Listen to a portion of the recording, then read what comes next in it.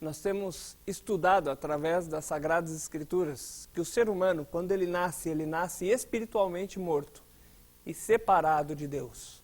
Deus, quando criou o homem e a mulher, Ele deu a eles a escolha entre vida ou morte. Deus deixou bem claro que se eles comessem da árvore do conhecimento do bem e do mal, certamente eles morreriam. Mas o homem e a mulher preferiram ouvir a voz da serpente, ou melhor, de Satanás através da serpente, e comeram do fruto do conhecimento do bem e do mal. Naquele momento em que eles comeram, eles foram desligados da fonte de vida que é Deus, foram separados de Deus. Essa figura nos ilustra, quando você corta um galho de uma árvore, ele fica separado da árvore e fatalmente aquilo gera a morte, porque naquele momento ele foi separado da fonte de vida dele, que seria a árvore. Também o ser humano foi separado de Deus, que era a fonte de vida. Morreu naquele momento, entrou num processo de morte física e morreu espiritualmente. Já não podia mais amar a Deus, obedecer a Deus, conhecer a Deus por causa do pecado. O homem tem tentado, através de anos, séculos e milênios, resolver o problema do pecado através do seu esforço. Foi assim com Adão e Eva. Fizeram aquelas roupas de folhas e acharam que através daquilo conseguiriam resolver o problema do seu pecado. Hoje, muitas pessoas, assim como eles, têm tentado, através do seu esforço, através das suas obras, através das suas folhas, resolver o problema do pecado. Acham que através de fazer alguns rituais, de seguir alguns mandamentos ditados pela igreja, de usar certos tipos de roupa ou deixar de usar certos tipos de roupa, acham que vão alcançar a salvação, acham que vão ser ligados a Deus e vão ter vida espiritual por causa do seu esforço. Outros fazem como Caim. Caim, ele ofereceu o melhor que ele tinha, entre aspas. O fruto do seu trabalho, o fruto do seu esforço, aquilo que ele mais se esforçou e batalhou para conseguir, ele ofereceu a Deus. Mas Deus não aceitou de igual maneira, por quê? Porque era fruto do esforço dele, do trabalho dele, daquilo que ele achava, daquilo que ele queria. Muitas pessoas hoje também, através de boas ações e fazer coisas boas, tentam chegar até Deus. Através de seguir sacramentos e seguir rituais, acham que vão chegar até Deus. Se Deus achar que eu mereço, eu vou chegar no céu. Mas, como foi inútil para Caim, também é inútil para essas pessoas, porque Deus só aceita da maneira dele, do jeito dele e do plano dele. O homem, tentando se salvar através do seu esforço, do seu plano, das suas obras, nunca vai chegar até Deus. Ele precisa que Deus faça algo, que Deus resolva o problema para ele. Adão e Eva escolheram errado, escolheram a morte. Deus deu a escolha para eles entre vida e morte, e eles escolheram morte. Também na época de Noé, Deus deu a escolha para eles entre vida e morte.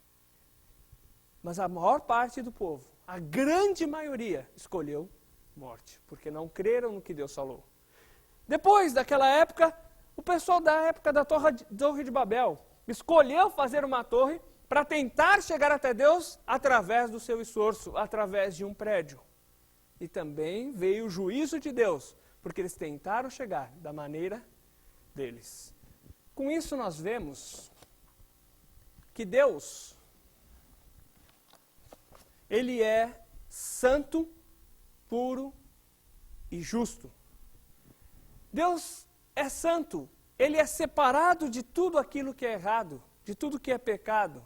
Deus é justo, Ele vai punir o pecado, Ele vai castigar. O que Ele promete com respeito a, se fizer, vai acontecer o castigo, vai acontecer a condenação, Ele cumpre, Ele é justo. Ele não muda as suas leis para cá e para lá. Ele disse para Adão e Eva, se vocês comerem vão morrer. E eles morreram. Ele disse na época de Noé, o único meio é através da arca. As pessoas não creram, morreram. As pessoas de Babel sentiram a justiça de Deus, porque tentavam chegar até Deus pelo seu esforço, pela sua maneira. O pessoal de Sodoma e Gomorra sofreram o castigo de Deus, a punição de Deus, por causa dos seus pecados e que não queriam se arrepender. Mas também, Deus não é somente justo e santo, mas Deus é muito mais do que isso. Deus também é amoroso, bondoso. Deus também é gracioso. Deus também é misericordioso. E através dessa misericórdia, Deus tem estendido ao homem um plano, uma maneira que Ele fez, plano dele, esforço dele, obras de Deus, através do qual Deus prometeu que mandaria um Salvador, um libertador, e este resolveria o problema do pecado. Este Salvador que Ele prometeu, este viria e resolveria o problema do pecado. Deus matou um animal, tirou a pele, e com aquela pele fez roupas para Adão e Eva, e Deus os vestiu. Isso mostra a graça de Deus, a bondade de Deus, a misericórdia de Deus. Adão e Eva não mereciam, pelo contrário, eles haviam desobedecido a Deus, haviam pecado, mas Deus, na sua misericórdia, providenciou um meio de salvação para eles. O cordeiro apenas ilustrava aquilo que Deus tinha para fazer, aquele plano que Deus havia demonstrado ao homem. Nós vamos ver daqui a pouco. Também nós vemos que Deus tem chamado o ser humano ao arrependimento, que quer dizer mudança de pensamento ou atitude. Adão e Eva tinham feito aquelas roupas de folhas e achavam que tinha resolvido. Mas quando eles se arrependeram, lançaram fora aquelas roupas de folhas, reconheceram diante de Deus que eles estavam nus e que aquilo que eles fizeram não resolvia o problema do pecado, então Deus providenciou um plano, Deus providenciou vestes que resolveriam o seu problema. Plano de Deus, obra de Deus. E Deus espera do ser humano aquele arrependimento para Ele estender a sua graça ao ser humano. Deus já estende a graça, mas para que o ser humano receba essa misericórdia, essa graça, tem que ter aquela atitude de admitir, eu estou errado, eu estou indo no caminho errado, no rumo errado, e eu preciso mudar o rumo da minha vida, eu tenho que crer no que Deus tem dito. Lá no Egito, quem creu no que Deus disse e colocou o sangue na porta, na casa que tinha sangue, houve morte ou não? Não. E na casa que não tinha sangue? Morte. Sempre há diferença entre aquele que crê e aquele que não crê. Aquele que crê, vida. Aquele que não crê, morte.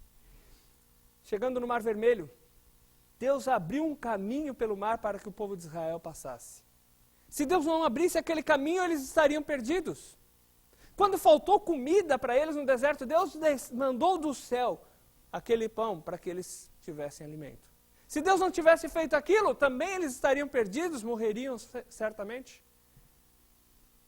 E Deus, na sua graça, no seu amor, manda o alimento para eles. Deus, na sua graça, no seu amor, providencia o cordeiro como substituto. Deus, na sua graça, no seu amor, abre o caminho no meio do mar para que o povo possa passar.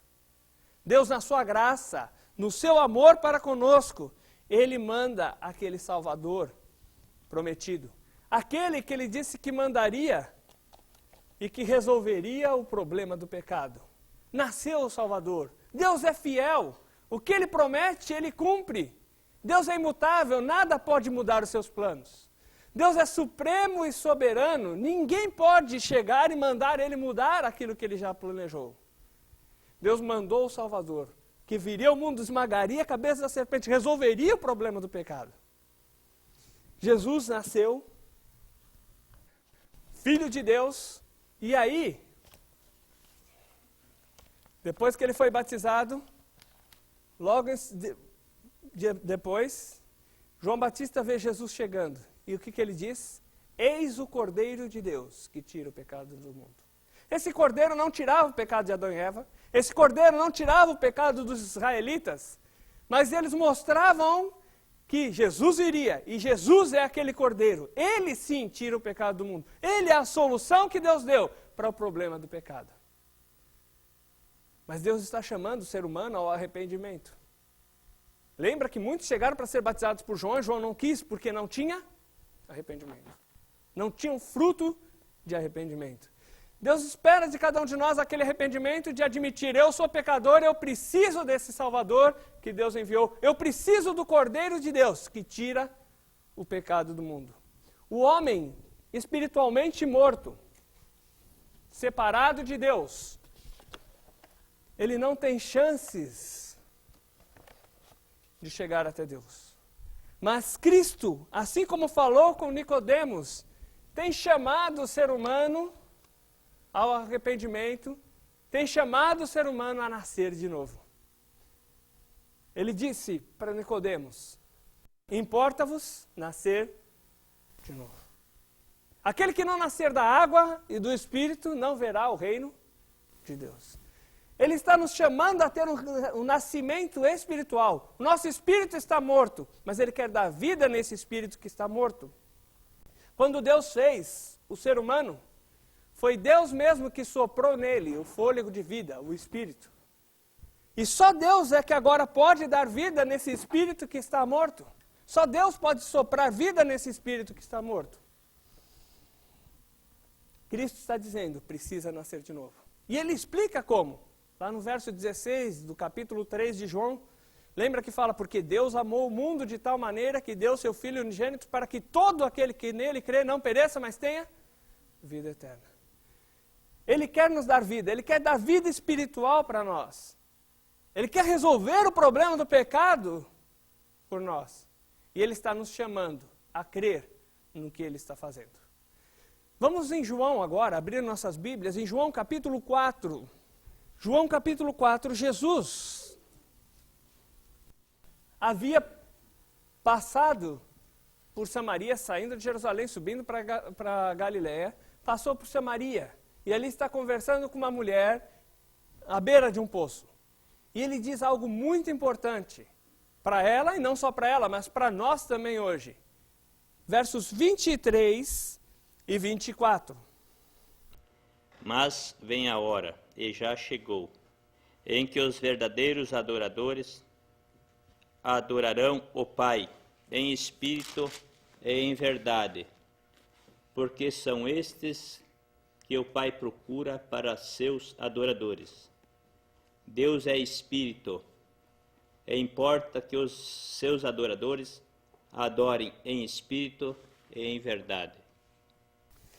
Aonde é que os verdadeiros adoradores adoram a Deus? No corpo? Na alma? Com as emoções? Com os pensamentos? No espírito. Logo, quem está espiritualmente morto consegue adorar a Deus de verdade? Talvez seja um fruto de emoção, talvez porque goste e ache bonito, mas de verdade não está adorando a Deus. Primeiro tem que ter vida espiritual. Primeiro tem que nascer de novo, como Cristo já havia dito para Nicodemos. Tem que nascer de novo, para depois poder adorar a Deus. Hoje muitas pessoas têm dito que adorar a Deus é você balançar a mão, gritar bem alto, talvez dançar um pouco, ou chorar, ou cair rindo como se algo tivesse acontecido, dizendo que foi o Espírito que te fez rir. Mas nada disso é adoração verdadeira, porque a adoração verdadeira não é no corpo, não depende de mãos levantadas ou abaixadas, não depende de fazer movimentos ou não fazer movimentos, não depende de emocionalismo, mas sim espiritualmente. A verdadeira adoração a Deus é feita espiritualmente, através daquele que conhece, ama e obedece a Deus, naquela parte espiritual. Marcos capítulo 2, versos 1 até 4. Vamos ler juntos. Marcos 2, 1 até 4. Alguns dias depois, entrou outra vez em Cafarnaum. E soube-se que estava em casa. Logo se ajuntaram todos, que nem ainda nos lugares junto à porta cabiam, e anunciava-lhes a palavra. Vieram ter com ele, conduzindo um paralítico trazido por 4 homens. E podendo aproximar-se dele por causa da multidão, não podendo aproximar-se dele por causa da multidão, descobriram o telhado onde estava, e fazendo um buraco, baixaram o leito em que jazia o doente. Então, havia um paralítico e numa casa muitas pessoas estavam reunidas. Aquelas pessoas que trouxeram o paralítico não podiam entrar lá dentro para que Jesus visse o paralítico. Então eles fizeram um buraco no teto da casa, desceram aquele paralítico por cordas. E aí, o que é que o paralítico esperava que Jesus fizesse? Curasse. E o que aqueles amigos do paralítico, aqueles que levaram o paralítico, esperavam que Jesus fizesse? Curasse. E os outros que estavam vendo, esperavam que Jesus fizesse o quê? Curasse. A expectativa de todos era ver a cura daquele homem. Agora, olha como é interessante o que Cristo diz. Verso 5, alguém pode ler. E Jesus, vendo a fé deles, disse ao paralítico: Filho, perdoados estão os teus pecados. Jesus disse: Filho, perdoados são os teus pecados. Agora, todo mundo esperava o quê? Cura. Mas em vez de curar, Jesus disse o quê? Perdoados são os teus pecados. Isso daqui tem uma lição muito importante para nós. Que o mais importante para o homem não é a cura física, mas a cura espiritual. Aquele homem tinha pecado, ou seja, estava espiritualmente morto, estava separado de Deus. Ele precisava da misericórdia de Cristo para resolver o seu problema do pecado. Ele precisava ter vida física melhor, ser curado também. Mas a maior necessidade dele não era a cura física, mas era a cura espiritual. E Cristo sabia disso. O que muitas pessoas hoje não sabem. Porque as pessoas hoje vão atrás de Deus, entre aspas, porque querem ser curados, querem resolver problemas financeiros, querem algum benefício para si. Vão atrás de coisas físicas, coisas materiais ou emocionais. Mas pouquíssimos vão atrás de Deus para a cura espiritual. Virou um modismo das pessoas só buscarem coisas físicas e materiais. Mas o que Cristo quer, o que Cristo vê de mais importante no homem, é resolver o problema do pecado, o problema espiritual. Continuando, versículos 6 e 7, alguém pode ler? Mas alguns dos escribas estavam assentados ali e arrazoavam em seu coração: por que fala ele deste modo? Isso é blasfêmia. Quem pode perdoar pecados, senão um, que é Deus? Então os fariseus, que eram aqueles líderes religiosos, aquelas pessoas que se achavam muito santas, que conheciam a lei de Deus, olha aqui, eles enrolavam até aquelas fitas nos braços para dizer: eu guardo os mandamentos, olha aqui. Se achavam santos, ficaram escandalizados de ouvir Jesus dizer: perdoados são os teus pecados. O que eles fizeram? Começaram a reclamar: mas quem é esse? Quem que ele pensa que ele é? Ele acha que ele pode perdoar pecados? Ele ficou louco? Só Deus pode perdoar pecados. Como que ele diz isso? Ele está blasfemando contra Deus. Alguém pode ler verso 8? Jesus, sabendo que eles estavam pensando, disse: por que vocês estão pensando isso? Jesus conhecia os corações deles. Por quê? Porque Jesus é Deus. E ele é onisciente, ou seja, ele sabe todas as coisas. Ele sabia o que aquelas pessoas estavam pensando. E aí ele começa a explicar o porquê que ele tinha feito aquilo. O porquê que ele tinha dito: perdoados são os teus pecados, em vez de dizer: olha, levanta e vai andar. O porquê que ele frustrou, entre aspas, as expectativas daquelas pessoas. Alguém pode ler versos 9 e 10. Qual é mais fácil, dizer ao paralítico: estão perdoados os teus pecados, ou dizer: levanta-te, toma o teu leito e anda? Ora, para que saibais que o Filho do Homem tem sobre a terra autoridade para perdoar pecados, disse ao paralítico. Ele disse assim: o que seria mais fácil para dizer para uma pessoa: perdoados são os teus pecados, ou levanta, toma o teu leito e anda? Quem que poderia levantar aquele homem e fazer aquele homem andar de novo? Deus. Algum dos presentes ali poderia fazer aquilo? Não. Só Deus poderia fazer aquilo. Quem que poderia perdoar pecados? Só Deus. Algum dos presentes ali, tirando Jesus, poderia fazer aquilo? Também não. Agora, Se Jesus cura o paralítico, está provado então que ele também pode perdoar os pecados. Por quê? Porque ele é Deus. Então Jesus diz, perdoados são os seus pecados, porque ele está mais preocupado com a questão espiritual do homem do que com a questão física. E logo em seguida, ele vai se preocupar com a questão física também, mas vai usar a questão física para provar para aquelas pessoas que ele era Deus e ele tinha poder para tirar o pecado do mundo, para resolver o problema da morte espiritual. Então alguém pode ler versículo 11. E disse ao paralítico, eu te mando, levanta-te, toma o teu leito e vai para a tua casa. Vejam só, Jesus falou com os fariseus, virado aqui, virou para os fariseus e disse, olha, vocês estão reclamando, então o que é mais fácil de dizer? Perdoados são os teus pecados, ou levanta e toma o teu leite e anda? Para que vocês saibam que o Filho do Homem, ou seja, Jesus, para que vocês saibam que eu tenho poder para perdoar os pecados, aí ele virou para o paralítico, ele falou assim, eu vou provar para vocês que eu posso realmente perdoar os pecados. Aí ele vira para o paralítico e diz, levanta, toma o teu leito e anda. Vejam só que ele estava falando com esses e disse, agora eu provo para vocês. Aí ele se vira e fala com o paralítico. Levanta, toma o teu leito e anda. Se o paralítico andasse, estava provado que Jesus era Deus, estava provado que ele podia resolver o problema do pecado e da morte espiritual. Versículo 12, alguém pode ler, por favor.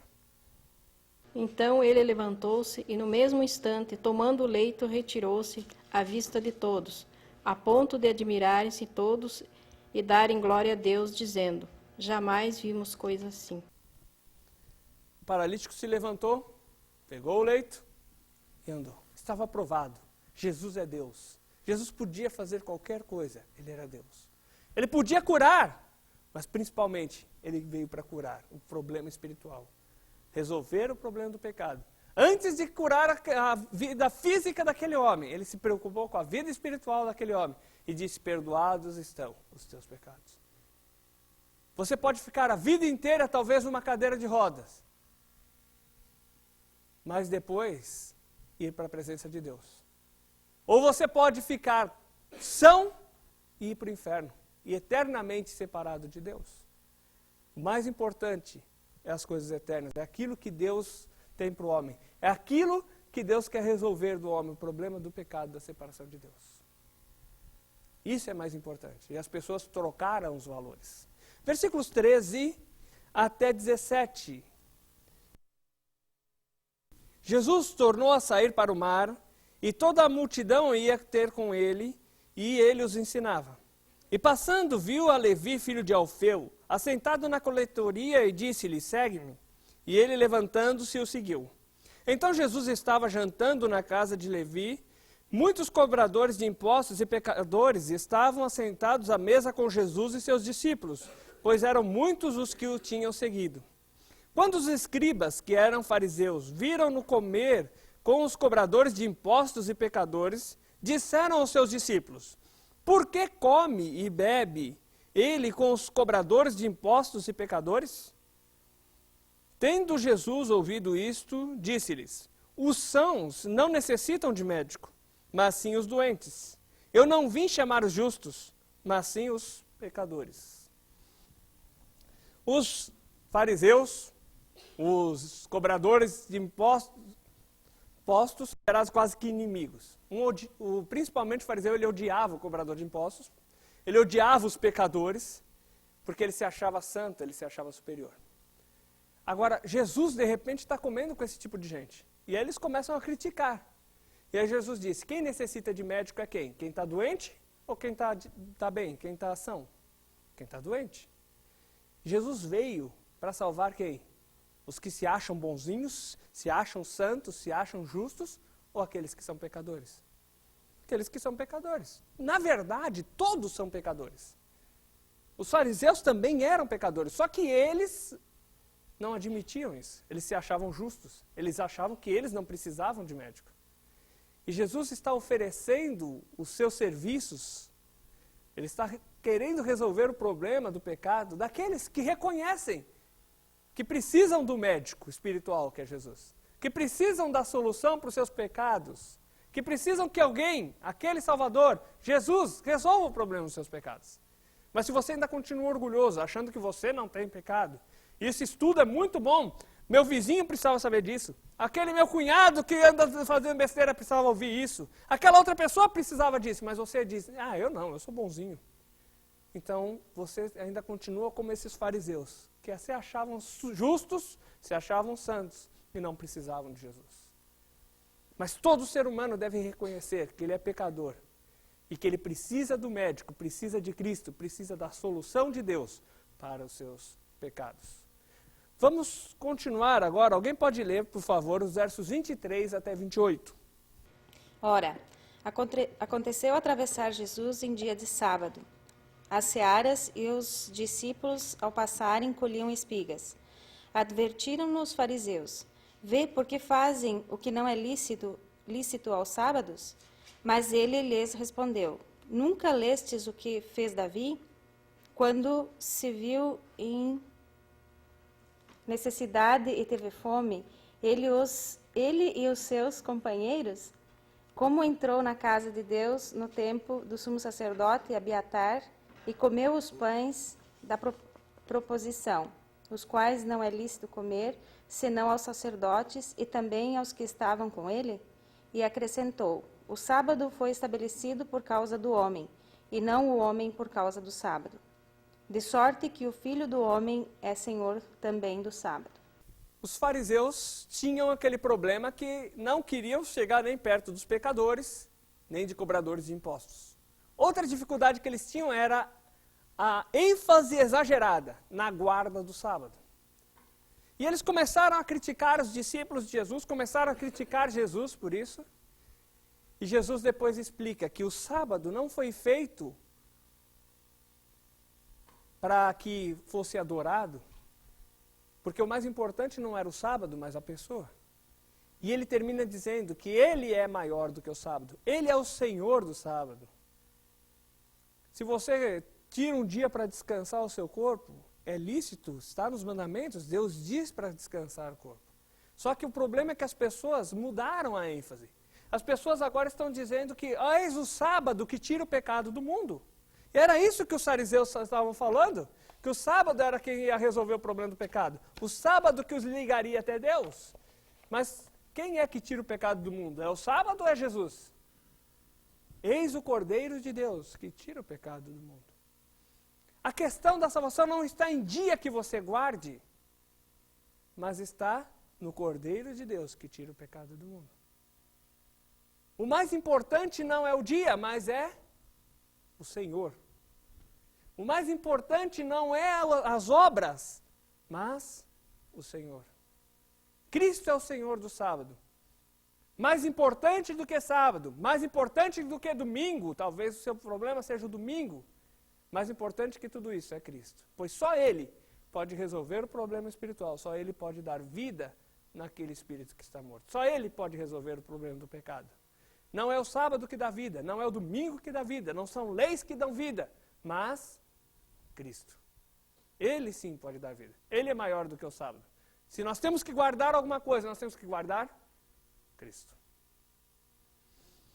Mateus, capítulo 12, versículos 38 a 41, diz assim: então alguns escribas e fariseus lhe disseram: mestre, gostaríamos de ver da tua parte algum sinal. Mas ele lhes respondeu: uma geração má e adúltera pede um sinal. Porém, não se lhe dará outro sinal, senão do profeta Jonas.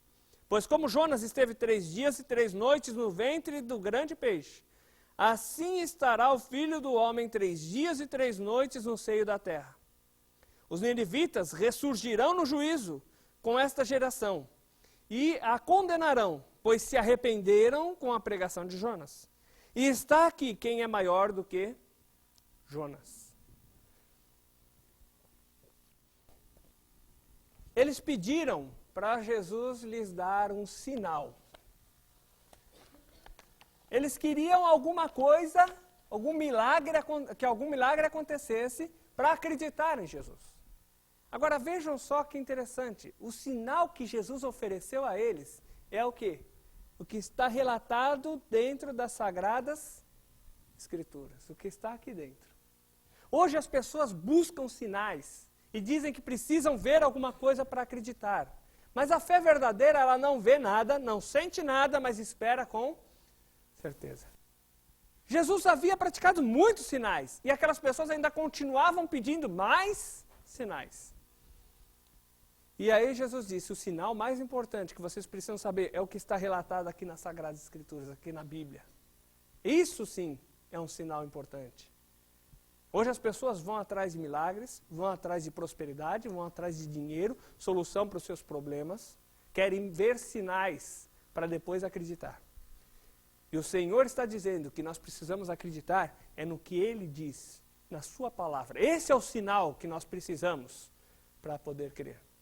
Agora, uma coisa interessante é que ele cita o sinal de Jonas. Jonas foi engolido por aquele grande peixe, ficou 3 dias e 3 noites lá dentro, e Jesus está dizendo que ele também um dia ficaria 3 dias e 3 noites sepultado e depois ressurgiria. Então ele está dizendo que aquele sinal que foi o que aconteceu com Jonas era uma figura, algo que ilustrava o que aconteceria com o Salvador. Só que ele não parou por aqui. Ele disse, olha, vocês um dia vão ressurgir e serão condenados por Nínive. Lembra que quando Jonas pregou lá em Nínive, eles se arrependeram, se humilharam diante de Deus, imploraram para que Deus os salvasse, e Deus os salvou. Só que hoje as pessoas querem sinais, mas não querem se arrepender diante de Deus. Não, querem sinais, mas não querem se humilhar e dizer, eu sou pecador e preciso do Salvador. Era isso que aquele povo tinha, e hoje é a mesma coisa. Querem ver sinais, mas não estão dispostos a se arrepender, não estão dispostos a se humilhar diante de Deus. Jonas pregou e as pessoas creram, se arrependeram. Jesus era maior que Jonas e as pessoas não queriam crer. Jesus era maior que qualquer profeta e as pessoas não queriam crer. Jesus é maior que qualquer profeta que surja hoje, que qualquer líder religioso que venha a ter agora, ou guru, ou mago, ou o que seja. Mas as pessoas preferem crer em profetas, preferem crer em magos, em gurus, líderes religiosos, mas não em Cristo. Não querem se arrepender, só querem milagres. Não querem mudar o seu pensamento, só querem as coisas que agradam a sua alma. Mas o Senhor tem chamado as pessoas ao arrependimento. E o sinal que nós precisamos é a palavra. Em Romanos 10 diz assim, que a fé vem pelo ouvir, e ouvir a palavra de Deus. A fé não vem por sinais, por milagres, vem pelo ouvir. E ouvir da palavra de Deus. É isso que nós precisamos, é o sinal que nós precisamos. Marcos capítulo 3, versículos 1 até 7. Alguém pode ler, por favor? De novo, entrou Jesus na sinagoga e estava ali um homem que tinha ressequida uma das mãos. E estavam observando a Jesus para ver se o curaria em dia de sábado, a fim de o acusarem. Então disse Jesus ao homem da mão ressequida, vem para o meio. Então lhes perguntou, é lícito no sábado fazer o bem ou fazer o mal? Salvar a vida ou tirá-la? Mas eles ficaram em silêncio. Olhando-os ao redor, indignado e conduído com a dureza do seu coração, disse ao homem, estende a mão. Estendeu-a, e a mão foi-lhe restaurada. Retirando-se os fariseus, conspiravam logo com os herodianos contra ele, e com ele lhe tirariam a vida. Retirou-se Jesus com os seus discípulos para os lados do mar. Seguia-o da Galiléia uma grande multidão, também da Judéia. Bom, chega na sinagoga, que era, tipo, vamos dizer assim, uma igreja dos judeus, um lugar onde eles se reuniam para, no sábado, ler as escrituras e debater até sobre elas. Então eles se reuniam ali, não era o templo ficava em Jerusalém. Mas nas outras cidades ao redor não tinha templo, tinha as sinagogas onde eles se reuniam para debater a lei. Aí eles estavam lá, e de repente resolveram fazer um teste com Jesus. Chega um homem com a mão meio ressequida lá, e aí eles falam, vamos levar essa pessoa lá e vamos ver se ele vai curar no sábado. Porque no sábado não pode fazer nada. Porque se ele curar no sábado, ele não é de Deus, então. Porque no sábado Deus diz que não pode se fazer trabalho nenhum. Aí chegando lá, Jesus, conhecendo o coração duro daquelas pessoas, chamou aquela pessoa e falou assim, olha, o que é lícito fazer no sábado? Matar? Roubar? Curar? Porque ao mesmo tempo que eles defendiam tanta santidade, o guardar o sábado, eles se esqueciam das pessoas. Eles preferiam guardar uma regra do que ver aquele homem curado. Eles preferiam guardar uma regra do que resolver o problema daquele homem. E Jesus mostra mais uma vez que Ele é o Senhor do sábado. Ele é maior do que o sábado. Ele é mais importante que o sábado. E que Ele veio para resolver o problema do ser humano. Seja no sábado, seja no domingo, seja em qualquer dia da semana que for. Alguém pode ler verso 8 até 19. De Jerusalém, da Idumeia, da além do Jordão e dos arredores de Tiro e de Sidom, uma grande multidão, sabendo quantas coisas Jesus fazia, veio ter com ele. Então recomendou a seus discípulos que sempre lhe tivessem pronto um barquinho, por causa da multidão, a fim de não o comprimirem. Pois curava a muitos, de modo que todos os que padeciam de qualquer enfermidade se arrojavam a ele para o tocar. Também os espíritos imundos, quando o viam, prostravam-se diante dele e exclamavam, Tu és o Filho de Deus. Mas Jesus lhes advertia severamente, que não os expusessem à publicidade. Depois subiu ao monte e chamou os que ele mesmo quis, e vieram para junto dele. Então designou 12 para estarem com ele e para os enviar a pregar, e a exercer a autoridade de expelir demônios. Eis os 12 que designou, Simão, a quem acrescentou o nome de Pedro, Tiago, filho de Zebedeu, e João, seu irmão, aos quais deu o nome de Boanerges, que quer dizer filhos do trovão. André, Filipe, Bartolomeu, Mateus, Tomé, Tiago, filho de Alfeu, Tadeu, Simão, o Zelote, e Judas Iscariotes, a quem foi quem o traiu. Jesus, então, curou muitas pessoas, expulsou muitos demônios, fez muitos sinais, sim, mas sempre a ênfase de Jesus era a palavra. Era dar vida espiritual para o ser humano, aquele ser humano que está espiritualmente morto, resolver o problema do pecado. E mesmo ele fazendo sinais e curando, muitas pessoas não creram nele. Mas também outras creram. E dentre essas pessoas, Jesus chamou 12 discípulos para estarem seguindo ele. Mas dentre esses 12 discípulos havia também um que não cria. E nós vamos ver mais para frente sobre isso. Mas Jesus junta aquelas pessoas e chama aqueles 12 para estarem perto dele, para ele estar ensinando essas pessoas mais a fundo do que para a multidão no geral. Para que essas pessoas o acompanhassem e aprendessem dele. Alguém pode ler agora, capítulo 4, versículos 1 até 10. Voltou a Jesus a ensinar à beira-mar, e reuniu-se numerosa multidão a ele, de modo que entrou num barco, onde assentou-se, afastando-se da praia, e todo o povo estava à beira-mar na praia. Assim lhes ensinava muitas coisas, por parábolas, no decorrer do seu doutrinamento. Ouvi, eis que saiu o semeador a semear, e ao semear uma parte, caiu à beira do caminho, e vieram as aves e a comeram. Outra caiu no solo rochoso, onde a terra era pouca, e logo nasceu, visto que não ser profunda a terra. Saindo, porém, o sol a queimou, e porque não tinha raiz, secou-se. Outra parte caiu entre os espinhos, e os espinhos cresceram e a sufocaram. Não deu fruto. Outra, enfim, caiu em terra boa, e deu fruto, que vingou e cresceu, produzindo 30, a 60 e a 100 por um. E acrescentou, quem tem ouvido para ouvir, ouça. Quando Jesus ficou só, os que estavam junto dele, com 12, os interrogaram a respeito da parábola. Jesus contava parábolas, histórias, para ilustrar verdades espirituais. Então ele contou sobre um semeador que saía para semear. Muitas pessoas até acham assim, mas esse semeador era meio burro. Porque onde já se viu jogar semente no meio de pedras, no meio de arbustos, no meio de espinhos, numa terra seca, não se vê isso. O que acontecia era assim, eles preparavam a terra para semear.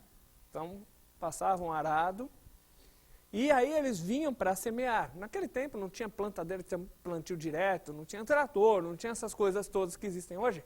Então eles punham uma cesta aqui e saíam jogando a semente naquela terra que foi preparada. Mas enquanto estava jogando na terra que foi preparada, caía um pouco no meio do caminho. Enquanto estava jogando na terra preparada, caía um pouco no meio dos espinhos, na terra que não foi preparada. Enquanto estava jogando um pouco naquela terra boa, caía em outra terra que não era muito boa porque era cheia de pedregulhos. Era uma coisa normal de se acontecer quando se plantava assim. Às vezes batia o vento e levava algumas sementes para o outro lado. E agora Jesus vai explicar para os discípulos o que significa tudo isso. Verso 14, alguém pode ler. O semeador semeia a palavra. A comparação que ele está fazendo é que a semente é como a palavra de Deus. Então, como um semeador sai para plantar a palavra de Deus, a semente, também Jesus está dizendo que a palavra de Deus está sendo semeada nos corações das pessoas. Verso 15, alguém pode ler. São estes os da beira do caminho, onde a palavra é semeada, e enquanto a ouvem, logo vem Satanás e tira a palavra semeada neles. Tem aquele tipo de pessoa que tem um coração duro, trancado, não quer ouvir. Então, ele ouve a palavra de Deus, mas a palavra de Deus bate ali, fica ali em cima, não penetra no coração. Porque o coração ainda está duro. E o fato do coração estar duro, não deixa a palavra penetrar, e aí fica fácil para o diabo chegar e tirar aquela palavra dali. E a pessoa só ouve a palavra de Deus, mas aquilo não entra no coração. Porque o coração ainda está duro, trancado para com Deus. Outro tipo de coração é o versos 16 e 17, alguém pode ler? E da mesma sorte, os que recebem a semente sob pedregais, os quais, ouvindo a palavra, logo com prazer as recebem. Mas não têm raiz em si mesmo, antes são temporão, depois sobrevindo a tribulações ou perseguição por causa da palavra, logo se escandalizam. Ali diz que aquele outro tipo de coração é aquele que ouve a palavra, até gosta na hora, talvez seja o caso de vocês, estão gostando, só que quando alguém começa a rir, começa a zombar, começa a criticar, aí a pessoa desanima e não quer mais. Por quê? Porque a pessoa não está deixando a palavra entrar a fundo no coração, só entrou um pouquinho.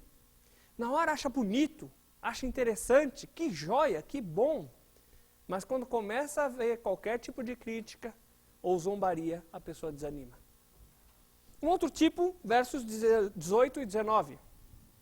E outros são os que recebem a semente, entre espinhos, os quais ouvem a palavra, mas os cuidados deste mundo e os enganos das riquezas e as ambições de outras coisas, entrando, sufocando a palavra e fica infrutífera. É aquele tipo de pessoa que ouve a palavra de Deus, fica contente, é isso mesmo que eu quero. Só que depois, os cuidados da vida, o amor pelo dinheiro, o querer ganhar as coisas, faz com que essa semente não produza. Porque ele considera o dinheiro mais importante do que Deus, porque ele considera os afazeres mais importantes do que Deus, porque ele considera o lazer mais importante do que Deus, e nunca tem tempo para Deus. Então essa palavra entra, ele até gosta, ele diz que é bonito, que ele até diz que acredita, mas fica infrutífero pelo fato de que considera outras coisas ainda mais importantes do que Deus. Agora alguém pode ler o verso 20. Os que foram semeados em boa terra são aqueles que ouvem a palavra e a recebem, frutificando a 30, a 60 e a 100 por 1. Também existe aquelas pessoas que ouvem a palavra, creem, deixam a palavra entrar fundo no coração e aí começa a produzir. Agora fica uma pergunta aqui. Que tipo de terra que nós vamos ser? Vamos ter aquele coração duro, de talvez dizer assim, ó, isso é até bonito, mas isso é para o meu vizinho, para o meu marido, para o meu filho, eu não preciso disso, porque eu sou bonzinho mesmo, eu vou merecer chegar no céu. Agora aqueles outros precisam. Vou ter aquele coração duro que não vou aceitar o que a palavra está dizendo, a palavra vai bater ali e parar. Vou ser aquele tipo que vou ficar contente e dizer, olha, isso é muito bom, gostei muito, olha, é joia. Só que, por causa dos outros criticarem, eu vou ter vergonha de Cristo e não vou querer.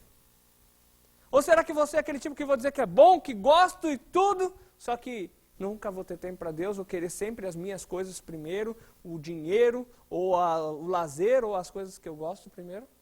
Ou eu vou ser aquele tipo que vou deixar a palavra entrar lá dentro e fazer diferença na minha vida? A palavra de Deus está sendo semeada no coração de cada um de vocês aqui. E que tipo de terra você vai ser? A dura? Ou aquela terra cheia de espinhos? Que se preocupa só com as coisas dos afazeres? Ou aquela terra cheia de pedregulhos, que vai ter vergonha e medo na hora de uma perseguição ou de críticas? Ou você vai ser aquela terra boa, que vai deixar a palavra entrar dentro da sua vida e fazer a diferença?